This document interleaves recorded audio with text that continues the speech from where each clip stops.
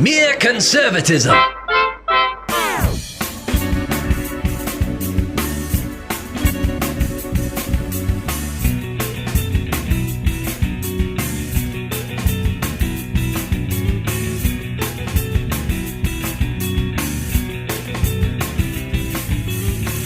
You came in a few minutes ago asking about some type of weird conspiracy thing involving fluoride. I don't want to go into what it was about. But after I told you I hadn't heard about that, it just occurs to me. The problem and the reason that so many of these conspiracy things have any kind of standing at all is that, I hate to say it, David, we're living in a day and time when almost anything could be true. That I thought could not be. You know what I'm saying? It's like everything is so. I hear stuff that turns out to be actual news stories that I thought had to be just somebody's meme or some type of sarcastic thing. So you just don't know anymore. Yeah, I don't like conspiracy theories, but I will say that there are so many of them that are obviously completely weird and crazy and out there. However, I think that one reason that so many are popular and hang on is because there is some truth in it. A little kernel. And so, things like, systematic racism. That's a conspiracy theory, by the way. Mm-hmm. There's something there, though. Yeah. And people don't look at what's going on and see nothing. I mean, there are people that are perhaps viewed unfairly. There are sometimes profiling situations and stuff like that, and those things are wrong, and they should be taken head on when they happen. Of course, our argument has always been that's case by case. That's not a systematic wide, a system wide issue, right. In our country anymore. It used to be, and see, maybe that's another thing. It used to be very systematic racism and different things. And so that's why I'm saying a lot of these conspiracy theories, sometimes they have a little bit of truth to them, or there's something going on. There's so much that we don't know, and so we just kind of fill in the gaps, and some things catch on. Like when people said that China weaponized it or something like that and released it on the world. I don't think that's true, but what I do think happened is that China let it go because they wanted to act like it wasn't really a thing. Yeah. And so in a way, you could say that it became weaponized by them, although that, saying it quite like that isn't true. Anyway, you get what I'm saying. Oh, yeah. You're making the point I'm trying to make is that things are so strange anymore. The reasons that so many conspiracy theories hang in there is because it seems today almost any scenario is possible. That's David Perry, and I'm Cleve Walker, and we're the ones standing in amazement at some of the stuff going on today, because we're going to talk about some stuff that if I didn't know it was true, I would say, no, that can't have happened. I'm going to start with something that's kind of light, but yet it has a big picture quality to it as far as I'm concerned. House Speaker Nancy Pelosi is in the news. Oh, yeah. She's been in the news. Got her hair done. Oh, yeah. She looks so good. Now, first, when I read that she got a blowout, did you see that? No, Nancy Pelosi got a blowout. And I'm like, what? What? She got a blow? What does that mean? Of course, women know that means that you got your hair done, cut and dried. Yeah, I can see where that might throw you for a loop. But here's the thing. The criticism that she's getting for her hair washed and blow-dried at a hair salon in San Francisco is that, number one, it was indoors. Number two, she didn't have a mask. And David, nobody else in California is allowed to do that. This would not make a big deal to me. It's just that Nancy's explanation was just profound. I want you to hear this. I take responsibility for trusting the word of a neighborhood salon that I've been to over the years many times, and that when they said, well, we're able to accommodate people one person at a time, and that we can set up that time, I trusted that. As it turns out, it was a setup. She's saying she walked into a setup, a trap. She walked into a trap to make her look bad.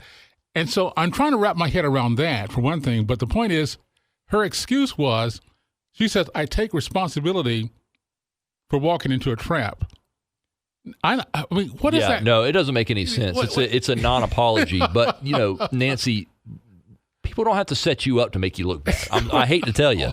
I mean, that's unnecessary. Nobody would do that. But just think about it, though. I mean, if anybody on our side had said a statement like that, I take responsibility that I was trapped. And I'm sitting there listening to that, and I'm saying, surely even people on their side of the issues have got to say, Nancy, that is absolutely ridiculous. No, they can get away with anything. Hey, can't they, though? I mean, that's the point. They can say it. I actually don't have a hard time believing that she was ignorant of what she was supposed to do and when and stuff like that. But because I don't think that she cares to know. Yeah. Like so a lot of people have said everybody knows what you're supposed to do in California. Everybody knows the rules in California because California, unlike a lot of the country, is still pretty locked down. I mean, they're doing a lot of things. Right. They're pretty restricted there in California, as you would imagine. But see, I actually wouldn't put it past Nancy to not have any idea what people actually have to do in California because she's above that. I actually think that she thinks she is above all that, and whether or not she knew what she was doing was blatantly against the rules, I'm not 100% sure. But I do know that she's totally detached. She's totally out of touch. She's an elitist. She's an elitist. Yes. And so she doesn't know what everybody else has to do, and she doesn't care. Well, now, I would say this much. I think she had to know because even if you didn't know all about the other plethora of rules and regulations they have there, the mask one was pretty much burned in. Okay. So she knew about that. She just chose to do what Fauci did when he didn't wear a mask. I just don't have to do it. I mean, I'm me. You know, I'm not one of the peons. So. Yeah, well, we've seen several of these liberal politicians doing things like this, which is another reason you can kind of we talk about narratives sometimes. There is a pattern here of Democratic politicians going against the rules that they set up. Right. The mayor of Chicago did the same thing, went and got her hair done, even though that nobody else was allowed to do that because she has to look good. Right. You know, she's different than everybody else. And again, nobody called her on that. De Blasio went to De Blasio closed every gym in New York City, and then he went to go work out because he's public facing. He has to stay fit. Yes, I got to stay healthy because he is special, guys. And I'm telling, this is what Democrats think of you. Democratic politicians, especially the elite, they think of you as the peons. They think of you as the unwashed masses. Yeah. They're special. They should have private security. They should be able to have their hair done. They should be able to go to the gym, while you ought to just depend on the police, which, by the way, they also want to defund for your own self-defense. Even though they have their own personal social security. Yeah, you should not be able to go patronize a salon and get your hair done and your nails done and blah, blah, blah. And you should not be able to work out because it's dangerous for the masses. But for them, they're special. Yeah, and so this is something, again, the GOP needs to hammer on. Again, you're talking about the Democrats supposedly being the party of the average man, okay? And that's, for years, that's the way they were known. But now it is becoming increasingly obvious for anybody who has any kind of eyesight at all to see these people have two separate standards, one for them and one from everybody who's not them. And the one for everybody else is always going to be the one that demands something that they don't have to do. And this is how it is with socialists, Cleve. Thank you. They want everybody to be equal. They want to redistribute everything, but the top still gets theirs. Right. And this is seen throughout history. This is how these people operate. The rich, the powerful, the elite, they'll get theirs. Yeah. It's totalitarianism. It's not equality. That's the issue with socialism, is that it's a fairy tale that they tell people that everybody's going to be equal and everybody's going to have what they need. But in reality, there's going to be an elite class that's going to get more, and they're going to rule over you and they're going to dominate you. That's how socialism works. The frustrating thing is they get by with the narrative that they're the ones that are trying to keep the top 2% from overwhelming and abusing the rest of us. When you're right, socialism always leads to an elitist state where the top 1 or 2% they don't have to abide by the constraints that are on everybody else. They literally do it every single time. Now, we had Nancy Pelosi, and I had to use her statement because we don't normally use her voice on here because it's so irritating to me. Here's another voice that's somewhat irritating for a different reason, and that is Governor Andrew Cuomo. President Trump signed a memo authorizing a review of federal funding to several U.S. cities, including Seattle, Portland, and New York City. The memo states that the Trump administration will, quote, not allow federal tax dollars to fund cities that allow themselves to deteriorate into lawless zones. Here's a reaction from Andrew Cuomo about that. President Trump has actively been trying to kill New York City ever since he's been elected. And it's a personal animus, as it normally is with the president. I think it's because he is from New York City, and New York City rejected him. Okay, so it's a personal thing, David. He went on to say, I don't know if you pulled this part of it, but he went on to say that Donald Trump isn't going to be able, he's not going to be safe walking down the street in New York City. Without an army, he says. He's going to have to bring an army to protect him if he's going to want to. Does that sound like to you? Does that sound that like a sounds threat? like a threat. Okay. In fact, I think that Cuomo did a big whoopsie there when he said that. And I haven't heard people talk about it all that much, but that's a big no-no. It ought to be. That sounds like a threat. And that sounds like he's saying that the city, like the NYPD and stuff like that, isn't going to work with the president or work with the feds or anything to protect the president. It sounds like Cuomo is saying, you come here, somebody's going to get you. Well, that's really bad for the governor of New York to say something like that. And it's an indictment against New York because you're saying we can't ensure the protection of a sitting president that comes to our area. Which, by the way, proves the point that Trump is making with this policy, right? I mean, and think about this, David. And I give the Trumpster credit. He does a lot of stuff that doesn't politically immediately looks like it really helps at all. When he said he was going to Kenosha, for example, a lot of folks, of course the Democrats said it, but a lot of folks on the Republican side said, no, don't do that. Let them go ahead and have the mess they're in. Let them burn themselves up. Don't get in the midst of that because you'll cause something and they'll be able to turn.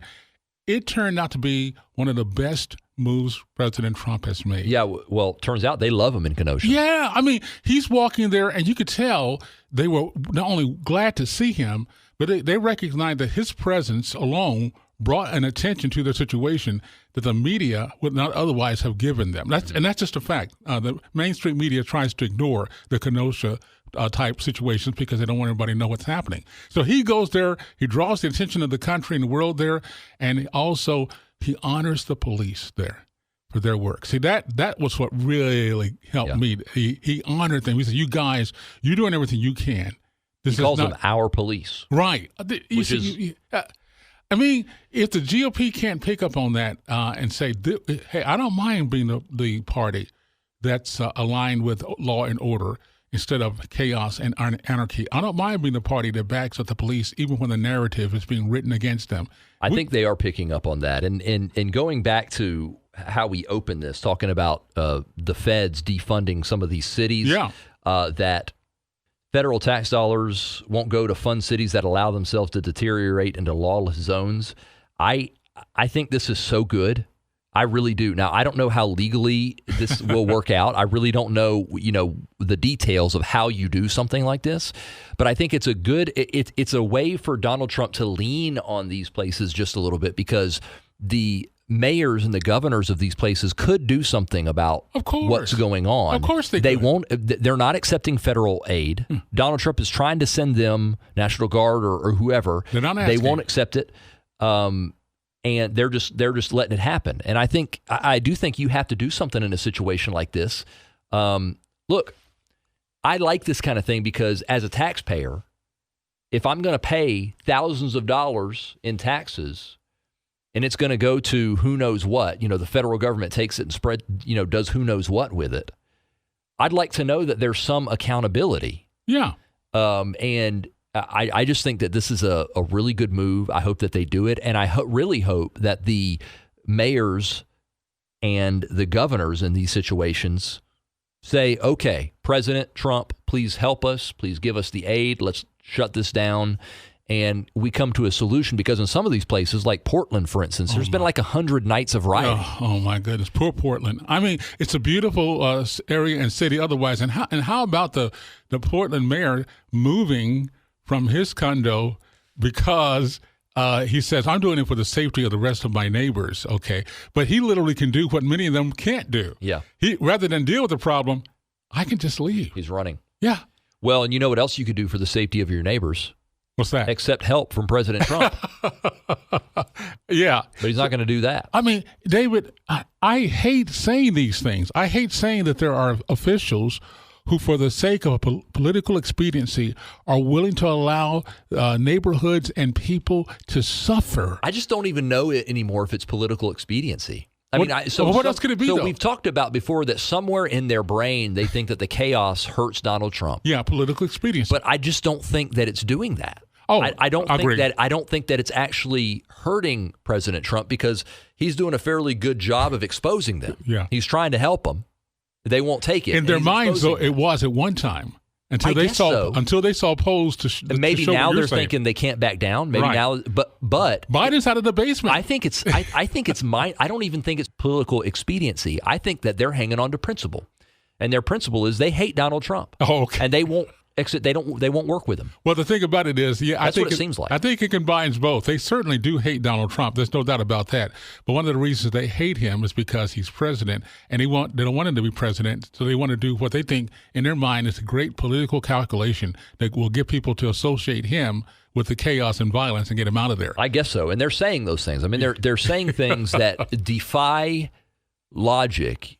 They're saying basically, don't believe your eyes. Believe what I tell you about how this is Donald Trump's fault. Nothing to see here. And that he's causing this and he's not helping the situation, even though he's been offering help and asking them to let him help and all those kinds of things. I want to go into something else, but I got to get your take on this. One of the latest shooting with this latest black man who was shot several times by policemen, although they were, again, reporting to a call against him. And the guy already had a rap sheet. He already had crimes against him. This man, the more that it comes out about him, the black man, I mean, they're turning this guy into a hero and the police into villains. And this man is an alleged rapist. He has other things to show that he's a man of violence and he's not the type of person I would want my kids to look up to. The movement is turning this man into a hero, putting his name up there with all the other names of the innocent black people who have been shot.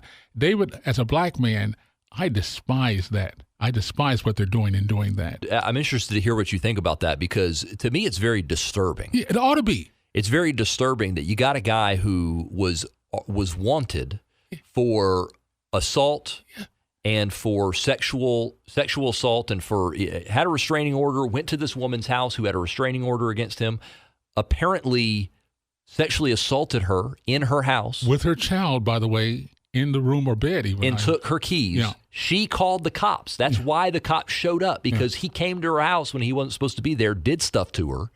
Apparently, this is what happened, okay? Yeah. And then he fought the cops. Right. Took 2 tasers, didn't go down, fought them off, went to his car to get a weapon, and was shot for his trouble. And this guy is the poster child now for social justice. He's a hero. And police brutality. How does that work? To me, again, that is so despicable. I don't even want to say the man's name. I know his name, but I don't even want to say his name. But his name was being emblazoned already on T-shirts and posters as if this man was a. Again, I don't want anybody unnecessarily killed. Don't get me wrong. I'm not trying to say because I think that the man was not a good person that I wanted him killed. I'm really saying, of all the people to lionize and idolize and adore and make a picture for your cause, you choose somebody like this.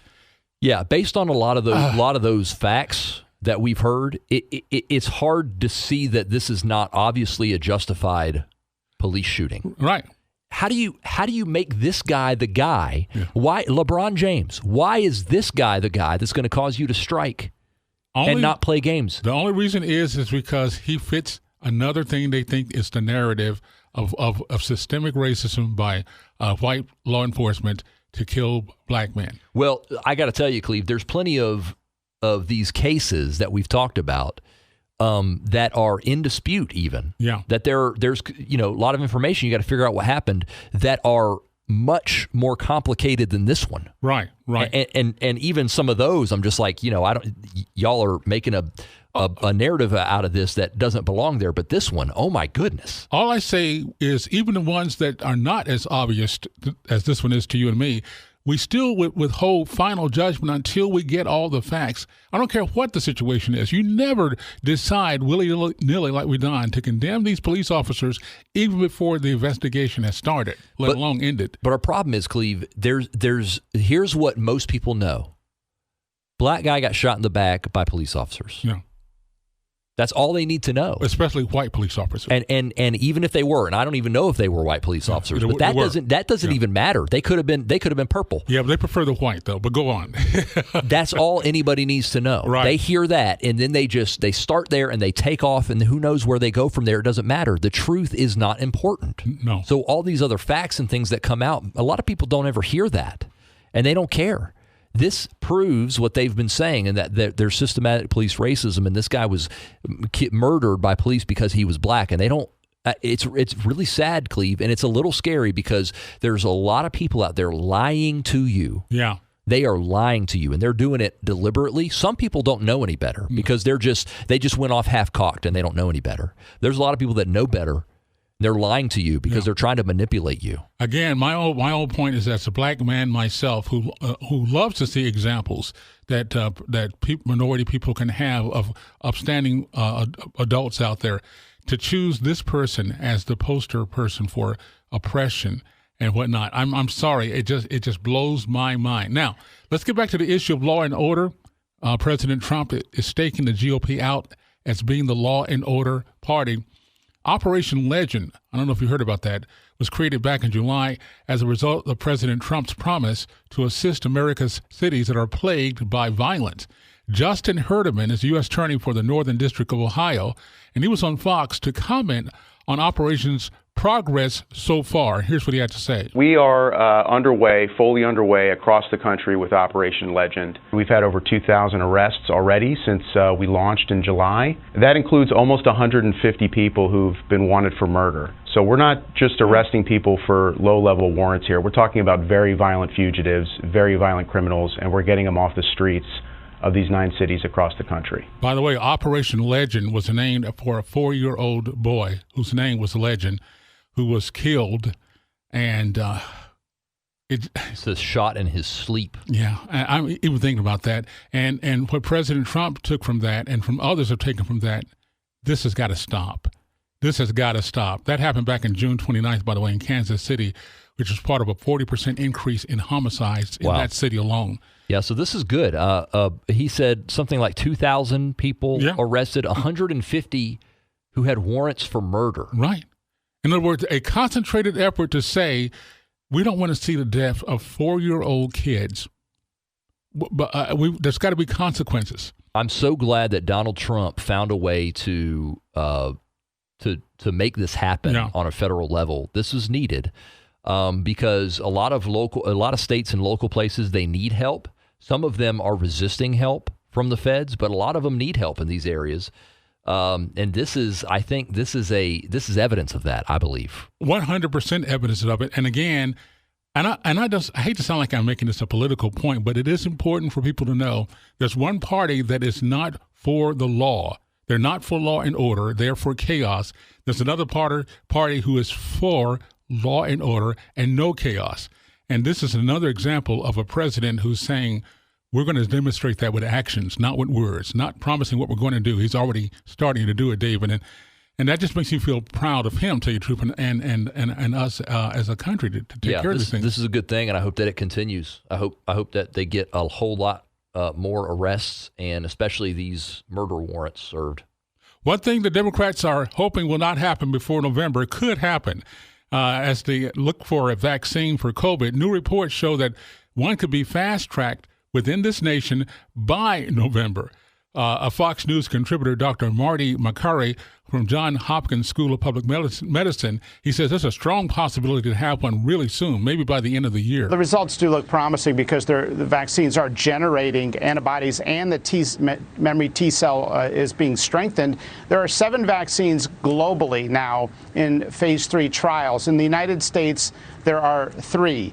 So it's likely that we're going to see some readout in November, December, and possibly October. So we're trying to get the system ready if we get that readout in October. The last thing the Democrats want to see is progress with a vaccine or treatment. So that's it's great news in the vaccine. Yeah. And it's awesome. I think that what the Trump administration has been doing as part of the to fast track the vaccine is incredible and awesome. And I think they've done a great job. They've spent a lot of money. Basically what they've done is they've taken the risk away from the drug companies. So the drug companies can go out and develop these things faster. Right. So they're not cutting corners as far as the safety and things. What they're doing is they're taking the risk away from the drug companies so that they can test the drugs and they can produce the drugs. In other words, when one of these turns out to work really well, they will already have it all produced and ready to go out. But I'll tell you again, the Democrats don't want to see it. They don't. Well, and not before November anyway. And so that's a good thing. And just politically speaking, and it's not it's not just a political issue. It's a good thing, period. Yeah. But politically speaking, can you imagine if the October surprise is a COVID vaccine? I think they're scared to death that it might be, David. And again, I hate to say something like that. Got to say it like that. Let's end it with that. The note of hope. I do believe it's going to happen sooner rather than later. I don't care about the political timing of it. It's just amazing, again, what God has blessed this nation to have with ingenuity and resources to come out with something like this. David, they can hear this entire broadcast again. Yeah, check it out on Apple Podcasts. You can subscribe. Make sure you leave a comment. You can check us out on YouTube as well. Just search for MereCon Media. And we hope that you'll leave a comment and rate us. You can also see what we look like, although David is not sporting the beard he has now, but still not a bad picture. I'm in disguise at the moment.